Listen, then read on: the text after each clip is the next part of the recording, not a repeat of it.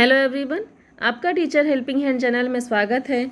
आज मैं आप लोगों के साथ फेस 5.0 में 11th वीक का ई कंटेंट जो क्लास 3rd के लिए आया है वो वीडियो मैं शेयर कर रही हूँ।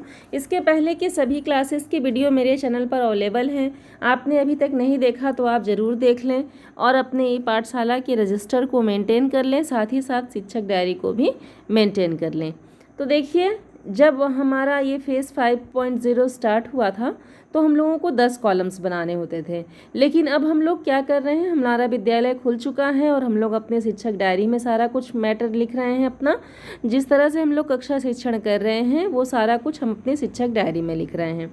अब हमें बस अपने 5 कॉलम्स बनाने हैं और अपने ई पाठशाला फेस 5.0 के रजिस्टर को मेंटेन रखना है। हमारे बहुत सारे शिक्षक साथियों के मन में यह प्रश्न होगा कि हम इस रजिस्टर को क्यों बनाएं जब हमारे शिक्षक डायरी में हमने सब कुछ नोट कर रखा है। तो मैं उन लोगों को बताना चाहूँगी, ऐसे सभी शिक्षक साथियों का कन्फ्यूज़न दूर करना चाहूँगी कि आप लोगों को जो हम लोग कक्षा में पढ़ाते हैं, समृद्ध मॉड्यूल के आधार पर हम लोग पढ़ा रहे हैं अपने बच्चों को, और बच्चों को अभी हम लोग बेस से उपचारात्मक शिक्षण दे रहे हैं। तो हम लोगों को क्या करना है, हम लोगों को सहज पुस्तिका पढ़ानी है और बच्चों को वर्णमाला से मतलब बेस से स्टार्ट करना है, उपचारात्मक शिक्षण देना है। तो इसलिए हम लोग डीडी यूपी का कंटेंट, गतिविधि आधारित कंटेंट, उसमें उसके अनुसार से वर्क नहीं करा पा रहे हैं। तो वो सब सारा जो भी विभाग के द्वारा कंटेंट भेजा जा रहा है तो उसको हम लोग कहाँ नोट डाउन करें।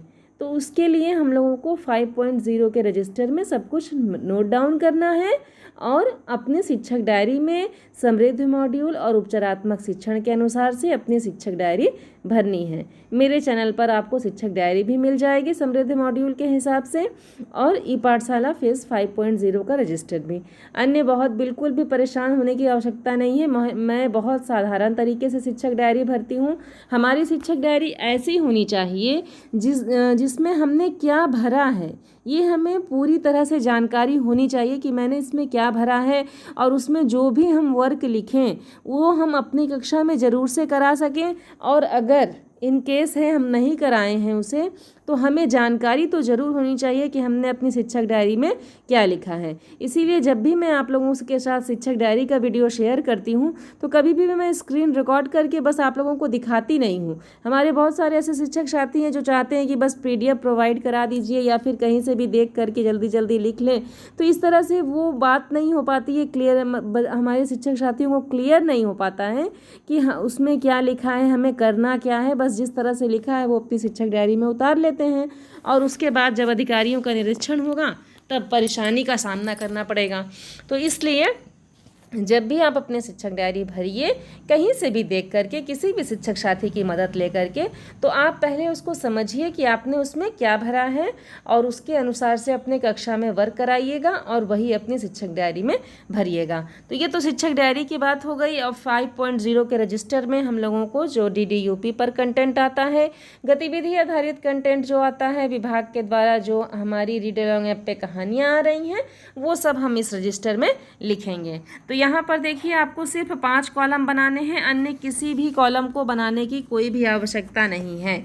जैसे कि रीड अलोंग ऐप का अलग से आपको कोई कॉलम नहीं बनाना है, आप अंग्रेजी सीखे का कोई कॉलम नहीं बनाना है, और वर्कशीट का भी अन्य कोई कॉलम आप ना बनाइए।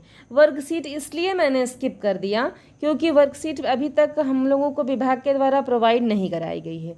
वर्कशीट पर हम लोगों को वर्क करना है, लेकिन कैसे करना है, जो प्रेरणा लक्ष्य ऐप है उसको इंस्टॉल कर लीजिए। इंस्टॉल करने के बाद उसमें सभी क्लासेस की भाषा और गणित की वर्कशीट दी गई है। हम उसे या तो बच्चों को ब्लैक बोर्ड पर बच्चों से करवा सकते हैं, ब्लैक बोर्ड पर हम वर्कशीट फिल करने के लिए दे सकते हैं, बना कर सकते हैं, या तो बच्चों की कॉपी में बना सकते हैं। बहुत सारे ऐसे शिक्षक साथी हैं जो उसका प्रिंट आउट निकाल के भी बच्चों को दे रहे हैं। तो इस तरह से आप किसी भी तरह से कर सकते हैं, जो आपको सूट करे, जैसा सूटेबल हो आपको, या तो ब्लैक बोर्ड पर या फिर बच्चों की कॉपी में या प्रिंट आउट, तो आप इस तरह से कर सकते हैं। तो इसलिए मैंने यहाँ पर वर्कशीट का कॉलम नहीं बनाया है अन्य किसी भी, क्योंकि हमारा वो वर्कशीट तो अवेलेबल है और हम लोग अब उसको ब्लैक बोर्ड पर करवा रहे हैं। मैं अपनी कक्षा में अपने बच्चों को ब्लैक बोर्ड पर करवाती हूँ। जो स्तर 1 के बच्चे हैं उनकी कॉपी में बना देती हूँ और जो स्तर 2 के बच्चे हैं उनको ब्लैक बोर्ड पर कर देती हूँ। तो इस तरह से मैं अपनी कक्षा में वर्कशीट अपने बच्चों को प्रोवाइड कराती हूँ। तो वर्कशीट का मैंने इसमें कोई अलग से कॉलम नहीं बनाया है। बस आप सेम लिख दीजिए दिनांक के नीचे 13/9/21 और देखिए दिन है हमारा सोमवार, विषय में है गणित विषय, कक्षा है हमारी 3 और DDUP के कार्यक्रम में 13 तारीख को आया था संख्याओं का मिलन।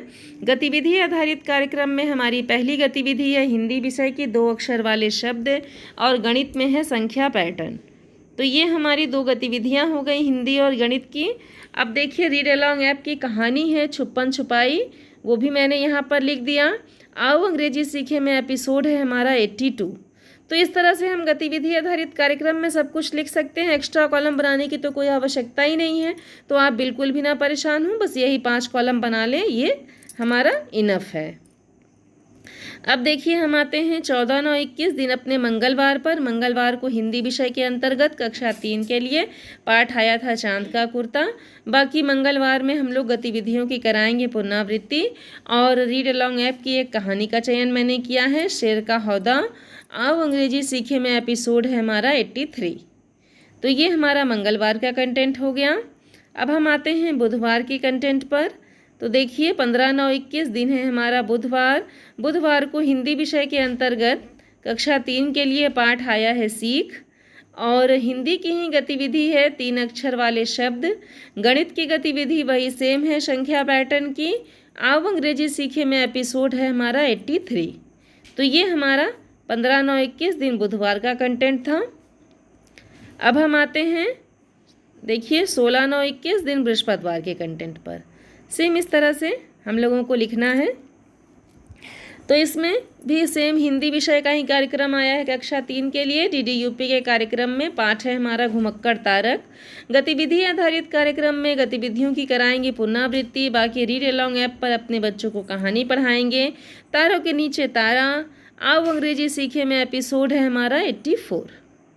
तो इस तरह से ये हमारा बृहस्पतिवार के दिन का पूरा कंटेंट कंप्लीट होता है। अब हम आते हैं शुक्रवार के कंटेंट पर। 17/9/21 दिन शुक्रवार है।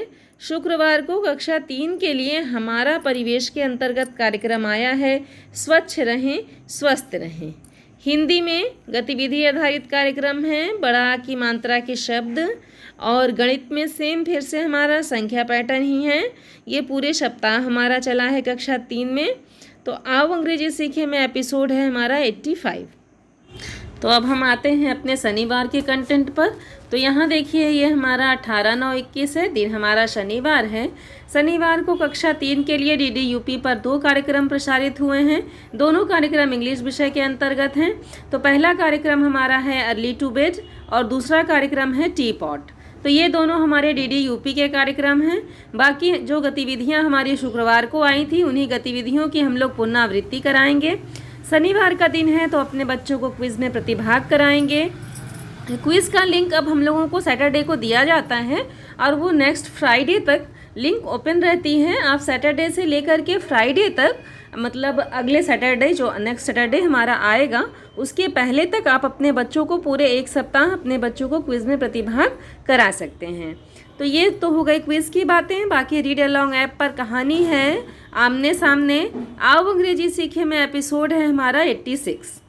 तो ये मैंने आप लोगों के साथ अपना पूरा कंटेंट शेयर किया जो हमारा 11th वीक का था क्लास 3 के लिए। शिक्षक डायरी मेरे चैनल पर ऑलरेडी अपलोड है क्लास 3 की 11th वीक की, तो आप देख करके दोनों मेंटेन कर सकते हैं। अन्य अगर किसी चीज़ की आवश्यकता हो तो आप सब कमेंट कर सकते हैं। मैं वीडियो प्रोवाइड करने की और सोल्यूशन प्रोवाइड करने की पूरी कोशिश करूँगी। जहाँ भी कोई प्रॉब्लम हो तो आप सब कमेंट्स लिख सकते हैं, तो मैं आप लोगों को सोल्यूशन प्रोवाइड करा दूँगी। अगर मेरा वीडियो हेल्पफुल हो तो आप सब कमेंट सेक्शन में प्लीज़ लाइक कर दिया करें, प्लीज़ रिप्लाई दे दिया करें और अपने सभी शिक्षक साथियों के साथ मेरे वीडियो को, मेरे चैनल को शेयर करें। Thank you.